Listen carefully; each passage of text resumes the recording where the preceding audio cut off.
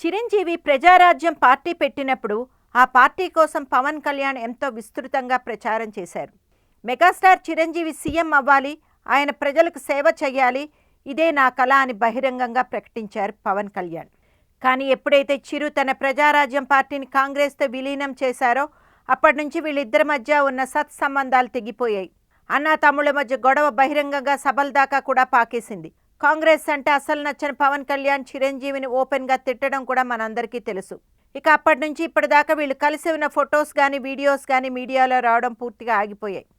Mega ఫ్యామిలీలో ఇది ఒక తీరని గాయం.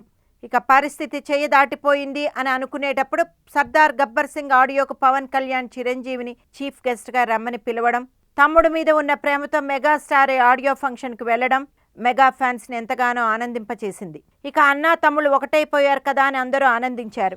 ఇంతలోనే ధృవ ఆడియో ఫంక్షన్కి పవన్ కళ్యాణ్ వస్తాను అని రాకపోవడంతో మళ్లీ మెగా ఫ్యామిలీలో విభేదాలు మొదలయ్యాయా అని అందరూ చర్చించుకోవడం మొదలుపెట్టారు. మొన్న అల్లు అర్జున్ మాటలు కూడా పవన్ ఫ్యాన్స్కు కోపం తెప్పించాయి.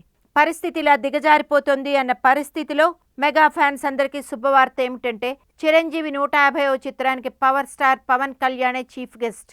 అక్కడ శాతకర్ణి ఆడియో ఫంక్షన్కి AP CM Chandrababu Naidu chief guest అయితే ఇక్కడ పవర్ స్టార్ చీఫ్ గెస్ట్గా రావడం ఇద్దరు ఫ్యాన్స్ మధ్య పోటీ పరిస్థితి నెలకొంది. Megastar cinema audio function Satakarni కన్నా గొప్పగా రావాలని, విజయవంతం అవ్వాలని పవర్ స్టార్ ముందుండి ఫంక్షన్ నిర్వహిస్తారని ఒక సమాచారం ఇండస్ట్రీలో హల్చల్ చేస్తోంది. పవన్ కళ్యాణ్ ఆకర్షణ ముందు ఏపీ సీఎంలు, యూనియన్ మినిస్టర్లు నిలబడలేరు అని మెగా ఫ్యాన్స్ అందరూ అత్యంత ఉత్సాహంగా ఎదురుచూస్తున్నారట.